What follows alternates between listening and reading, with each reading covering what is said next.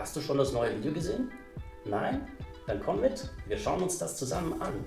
Es geht um Tenga Outlet Factory, ein Real Estate Investment Trust. Du weißt nicht, was das ist? Na dann werde ich dir das zeigen. Komm mit.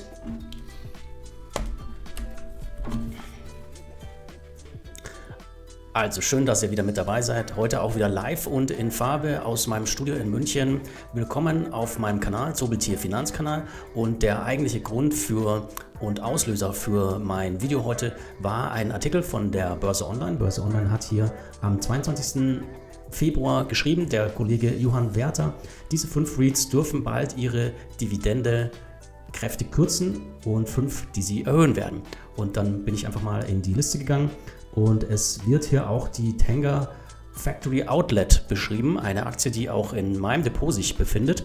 Und ich habe mir gedacht, hoppla, da kommt mir was bekannt vor. Ja, weil nämlich zur Corona-Zeit im Jahr 2020, also vor circa 3 Jahren, genau da wurde die Dividende von Tenga Factory Outlet gekürzt auf damals, glaube ich, 6% halbiert. Allerdings führt Johann hier, der Kollege, gar nicht viele Argumente und tiefer gehende Gründe auf und das kann nicht sein. Deswegen habe ich hier mal, weil die Tenga Factory Outlet sich auch in meinem Depot befindet, diese Analyse hier etwas ausgebreitet und mit Daten werde ich euch das gleich mal hinterlegen. Falls ihr Tenga Factory Outlet noch nicht kennt, es ist ein Retail REIT. Es gibt momentan aktuell 5 verschiedene Arten von REITs. Ich habe das mal für euch nachrecherchiert auf Investopedia und wir befinden uns hier bei dem Thema Retail REITs. Bedeutet, sie haben großflächige Geschäftsanlagen und Shops, die sie dann an verschiedene Hersteller vermieten. Ich habe hier mal den Managementbericht runtergeladen und dann seht ihr so ein kleines Bild, wie diese Anlagen in Amerika aussehen und ja, es ist wie so eine kleine eigene Stadt. Wir gehen mal auf die Seeking Alpha und dort habe ich meine Recherchen durchgeführt und ihr könnt hier auf den Reiter Dividenden gehen und seht dann eben auch die Dividendenhistorie.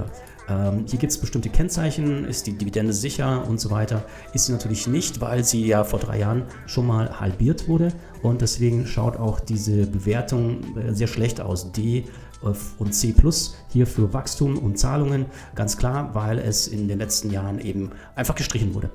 Dann sieht man das auch nochmal grafisch. Ich habe hier jetzt die 5 Jahre, in den letzten 5 Jahren konnte man hier sehen, hat sich dann eine Auszahlung halbiert von 36 US-Dollar-Cent auf 18.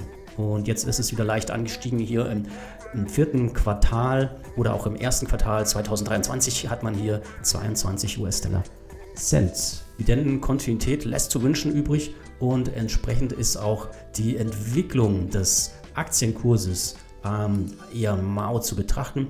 Wie ist das letzte Geschäftsjahr gelaufen? Aktuell haben wir folgende Situation. Es gab einen Total Revenue Anstieg auf 421,4 Millionen US-Dollar. Das sind hier 20 mehr. Das ist positiv und ich pick einfach nochmal die Earnings per Share EPS Basics raus und zwar stehen die hier unten in der Übersicht von Seeking Alpha. Sind gestiegen von 0,42 auf 0,46, also das ist positiv. Wenn die Inflationsängste aus den Märkten ein bisschen abflachen, dann kann ich mir vorstellen, dass wir wieder Kurse bei 19 US-Dollar sehen, respektive 18,25 Euro. Was sind jetzt weitere Analysen, die uns helfen, eine Entscheidung zu finden, ob vielleicht eine Kürzung bevorsteht? Und da habe ich den Kollegen Samuel Smith gefunden auf der Plattform seekingalpha.com und er hat also wirklich 3 gute Risiken herausgearbeitet, warum er das Ganze so sieht. Er vergleicht auch, dass es passieren kann, man kommt hier so eine Dividendenfalle, nämlich Lumen Technologies und AT&T haben ja die letzten Wochen und Monate ihre Dividenden gekürzt oder komplett gestrichen und das befürchtet er auch bei Tenga Factory. Aber was sind die genauen Gründe? Die habe ich hier mal zusammen herausgearbeitet. Also Gründe, die für eine Kürzung der Dividende von Tenga stehen könnten. Einmal, er führt an, der Samuel, dass also die große Konkurrenz des Online-E-Commerce hier die Vorteile sind, wie zum Beispiel bei Amazon oder auch Konkurrenz-Discounter führt er an. Da gibt es den TJ Maxx und auch das Ross Store, die die gleichen Produkte haben, teilweise zu günstigeren Preisen, und in dieser Wettbewerb mit direkten Discountern, aber auch E-Commerce-Anbietern wie Amazon und andere, hier ein größerer Wettbewerb da stattfindet. Und wenn man jetzt nicht wirklich wieder das Nach-Corona-Erlebnis haben will und zu einem dieser Outlet-Centers von Tenga direkt hinfahren möchte, weil die Lagen dieser Center sind etwas weiter weg, die sind nicht wirklich in den Ballungszentren der Stadt, sondern du musst dort richtig mit dem Auto hinfahren. Und wenn du also dieses Erlebnis mit zusammen essen oder vielleicht sogar Kino gehen nicht haben willst, dann wirst du dort auch nicht einkaufen. Und dieses Argument kann ich nachvollziehen, und tatsächlich wird der Online-Druck auf die sogenannten festen Retailers größer werden, auch in den nächsten Jahren.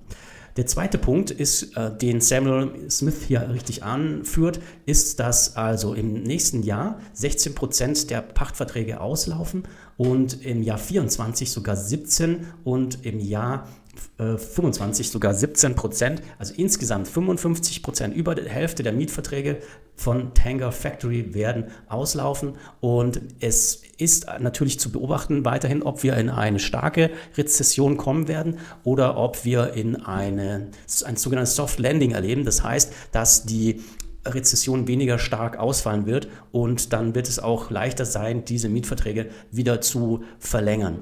Die Preisdurchsetzungsmacht der Tenga müsste man hiermit beobachten und schauen, inwieweit sie hier die Mietpreise vordiktieren können.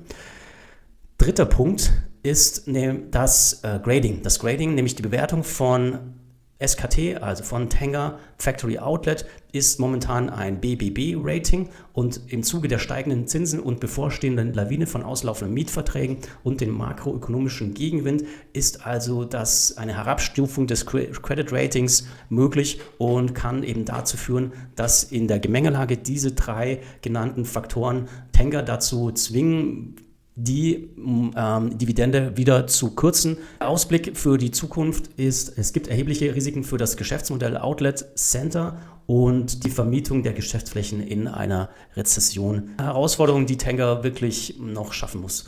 Linska Jubi vergleicht hier die Realty Income oder die Tenga. Wer von beiden ist also stärker? Sein Fazit ist, lange Rede, kurzer Sinn, Tenga ist doch ein risikoreiches Investment, also auch er kommt auf diese Schlussfolgerung. Er hat eine Limit-Verkaufsorder erstellt.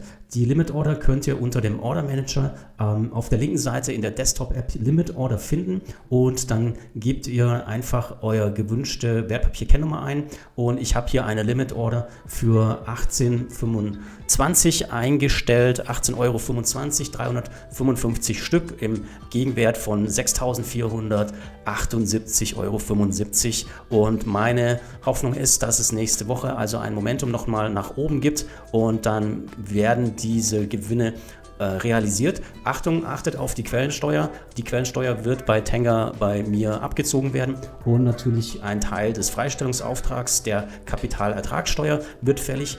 Ist aber eben ganz normales Business. Wenn ihr wissen wollt, wie die Quellensteuer genau funktioniert, weil ihr das noch nicht genau wisst, schaut euch mal mein anderes Video an. Das verlinke ich euch am Ende. Und jetzt drückt mir mal die Daumen, dass hier die Tenga noch ein bisschen steigt, und ich nehme dann auch diese Gewinne mit eingestiegen und werde also hier ich habe dann noch 100 Tenga Restbestand in meinem Depot, also gute 3/4 von meinem Bestand werde ich hier bei Tenga verkaufen, und wenn es klappt, dann bin ich auch schon bei dem nächsten Investment, und wie das genau aussehen wird, das beschreibe ich euch im nächsten Video. Bleibt also dran, es bleibt spannend, ich wünsche euch einen erfolgreichen Tag und bleibt investiert. Ciao, ciao.